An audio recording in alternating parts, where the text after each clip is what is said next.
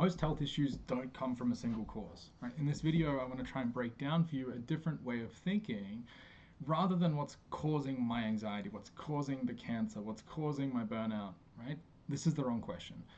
I'm a physiotherapist. I work particularly with the breath, and I've spent the last kind of 10 years helping people restore their health, not through managing their symptoms, but through supporting their systems. Now, I'm jumping on an IG Live in about 10 minutes, but this topic was hot on my mind, so I just wanted to kind of jump in, right?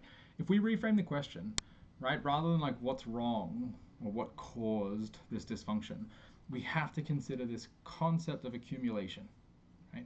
We live in an incredibly different environment today than the one in which we evolved in, right? We are exposed to exponentially more disruptors, right? Whether we're talking toxins, like pesticides, things in our water, food supply, right? The chemicals that go into agriculture, right? Whether we're talking emotional, right? Social media, technology, we can turn on our phone and be on the news, right? And seeing about all these disasters and difficult things, right? This burden, this accumulation, right? The physical, we're more sedentary than we've ever been, right? We are far more disconnected from nature than we've ever been, right? And so when you take all of these things together, right, the toxins we're exposed to, the amount of stress and chronic overstimulation we're all under, right, the breakdown and kind of degradation of our food quality, it creates this melting pot and breeding ground for disease and dysfunction, right? But this reductionist viewpoint of the medical system of to try and find the cause, right, and we're looking at certain things that in and of themselves, right, have no capacity to cause illness. It is because our system lacks the capacity to deal with the immense amount of stresses that we're under, right? So we see this explosion of kind of lifestyle related illness, right? Stress related dysfunction. And we have to kind of ask the question, is it less about the body being broken and more about the environment that the body is in, right? It is more about our lifestyle and an environmental burden that is accumulating that is the cause for disease and dysfunction, right? So this shifting in a question, right, allows us to look at the problem a little bit differently, but it also informs the decisions we make in terms of how we manage. So instead of this idea of eliminating or suppressing symptoms, which is the kind of primary goal of conventional healthcare, we're actually looking at like what is creating this disruption of human health, right? What in your life, right, as the individual, can we manipulate and modulate, right? What inputs can we change to see a change in the outputs, right? In this example, the outputs being symptoms that someone's experiencing and the inputs being the actions and behaviors and things that they can control, right? What if we started sleeping better,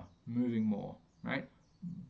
Regulating and supporting our nervous system, maybe minimizing our exposure to certain toxins, right? There are avoidable things from food additives to perfumes and deodorants and these things that we probably don't need this additional load, this additional burden for my system to deal with. So we start minimizing, right, the things that are disrupting my system and start maximizing the things that are enhancing my system. And all of a sudden we see a change in the outputs, right? The symptoms start to alleviate, dissipate, go away, right? Not because we've beat them back with a stick, but because we've supported the function of the system. And when we do that, incredible things can happen, right? We all have this innate capacity for health. I think everyone still understands that, right? But it is the disruption of our ability to generate health that is the cause of so much of the disease and dysfunction that we're seeing today, right? So stop looking for one cause, right?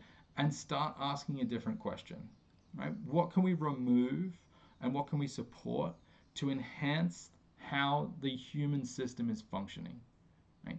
We need to see the symptoms as an output of a system, right? These are just like a smoke alarm, right? They're telling us there is a fire burning, right?